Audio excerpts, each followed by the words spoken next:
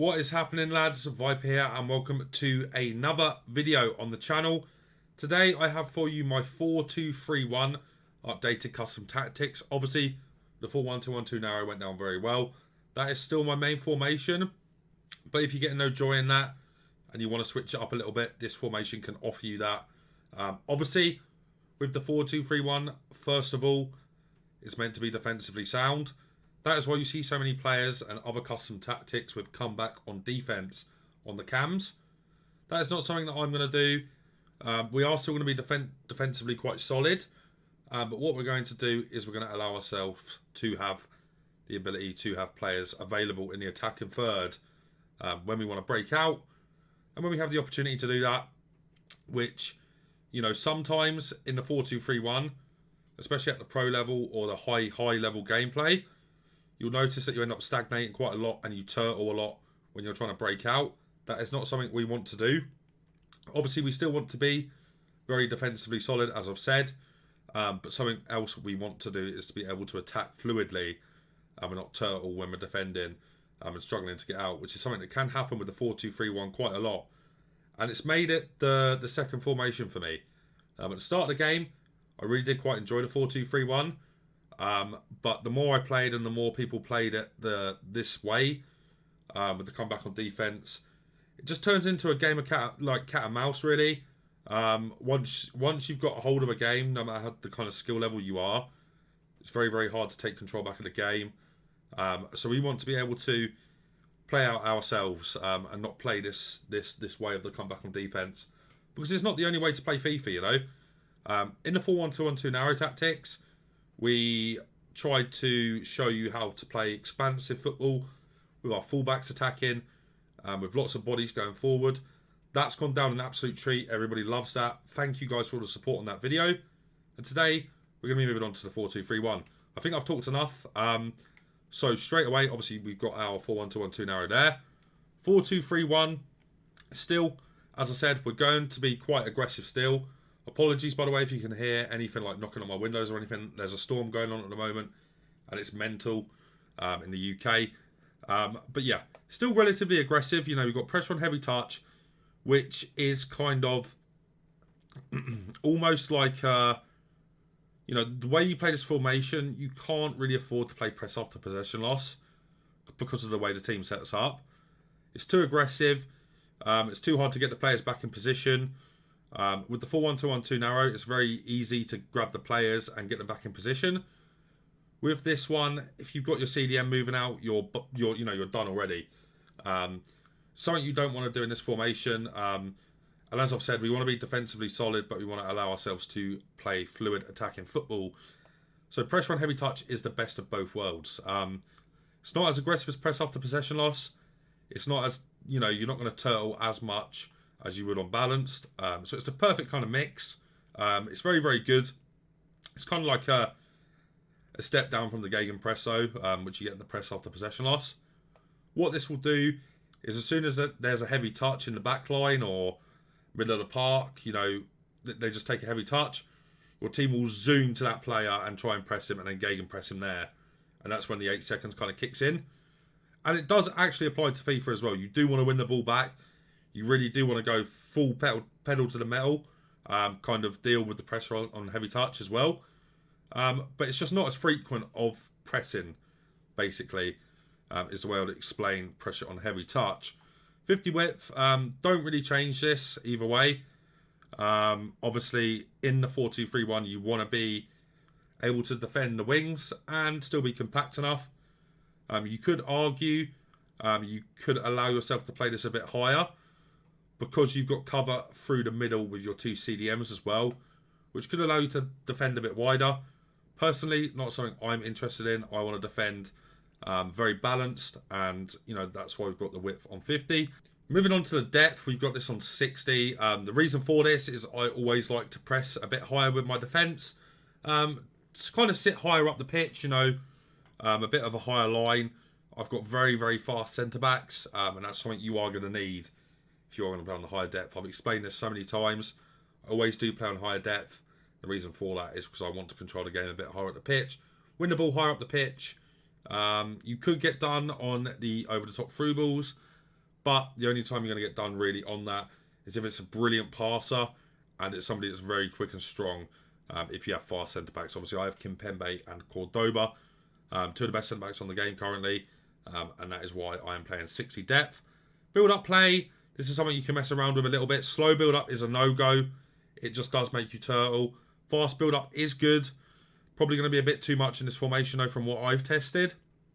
Does still work. It's just not really the kind of way we're playing this formation. We want to be able to fluidly attack, build up correctly, and it's a bit slower than what we're going to be getting in the 4-1-2-1-2 narrow. And that is why, it's the 4-2-3-1. We don't want to be playing the same way as we're playing the 4-1-2-1-2 narrow.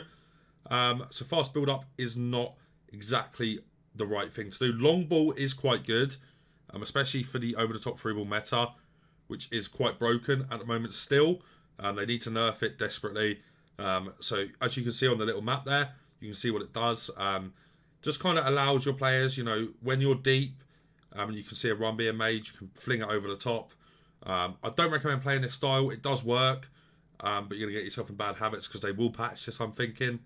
So play this at your own risk. In terms of explaining it, yeah, it's just, when you're a bit deeper, your defence, you got the ball in your defence, or your CDMs, your strikers and your cams will make runs in behind. So it's basically like getting behind on the cams and the striker from anywhere on the pitch, basically. Very good, but kind of gets you in bad habits. I wouldn't recommend it. So we've gone for balance here. Balance is really good for this one. I would say balanced and fast build-up are the best two. Fast build-up is good in this, but it's just a bit too much for the style of play we're going for here. So balanced is your best bet here. Direct passing is definitely the number one chance creation thing to use. I don't like balanced anymore. Balanced just offers nothing. It's very, very slow and you stagnate quite a lot. It's not something you want, especially in a formation like this, which does have a reputation for being slower and building up the play slower. You don't want balance on this, definitely not. In terms of possession's all right. It's just too slow again. Forward runs is really bad. I don't like forward runs. The more I've played with it, it's just too much. There's too much going on, and it's so hard to create a good passing angle. Direct passing allows you to, it kind of plays into the other meta of the R1X passes, which are so broken on this FIFA. So that is why we've gone for direct passing there. Moving on to the width. Now, the width's very high on this one. And the reason for that is another OP mechanic, or not mechanic, but just an OP way of playing right now, is getting down to the wide cams. Getting past the fullback and driven past it into the box and getting a little tap in. This kind of plays into that meta here. You're going to have, your cams are going to be really, really wide, which is nice. And then you have the focal point as your middle cam. We need to talk about the middle cam as well, but we'll get into that in the instructions.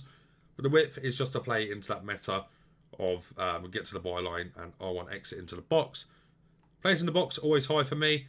To play into that same meta. Very similar to the width. I don't really need to talk about that too much. It's there for the same reason that the width is high. So yeah, keep that very high. You can try it on 7. Don't go above 8 though, in my opinion.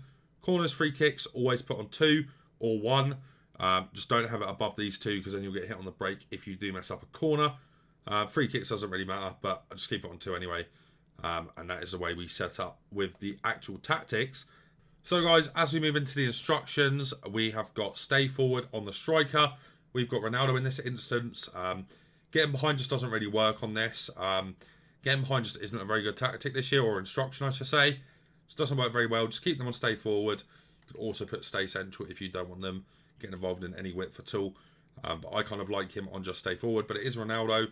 So it is a bit different. If you have somebody like Ben Yedder, you might want to put them on stay central. But with Ronaldo, I do like him supporting everywhere possible. And we just keep him up the pitch at all times, which is nice to have. Now, as we move into the Ram and Lamb, it's very, very important that you have them on get into box for cross. Now, what you'll see on a lot of pro players is come back on defense here. If you do that, though, as I said earlier in the video, you're going to turtle a little bit, which is not something we want to do. We want the ability to, as we come out from the back, the ability to attack fluidly. If you have them on comeback and you're dealing with a lot of pressure, you're going to have nobody available for you other than your focal point, which is going to be Ronaldo, or in my case anyway. So keeping them on basic, they still will offer some support to the defenders and the defensive side of the game, but they're not going to be dropping so deep to where they're alongside the fullback and you just can't get momentum to get out and play out from the back. So the getting to the box for cross is also to support the byline as well. So we have this on both the Ram and Lamb. And what it's meant to do is when you're going down with the Ram, you go all the way down, you get to the byline, Bamba's going to be arriving in the box for the cutback. That is why we have getting to the box for cross for that. Moving on to the central cam. Now, this is the most important position in the team. We've got him on stay forward and stay on the edge of the box for cross. But most importantly here, the two things you need to be able to do here is you need a 5-star skiller. 5-star, 5-star ideally. So Neymar as the perfect player here. But you have to be able to skill as well. It's very important to learn the McGeady cancel, the stop into Elastico and reverse Elastico. They are the best skill moves to learn, and you have to learn them really.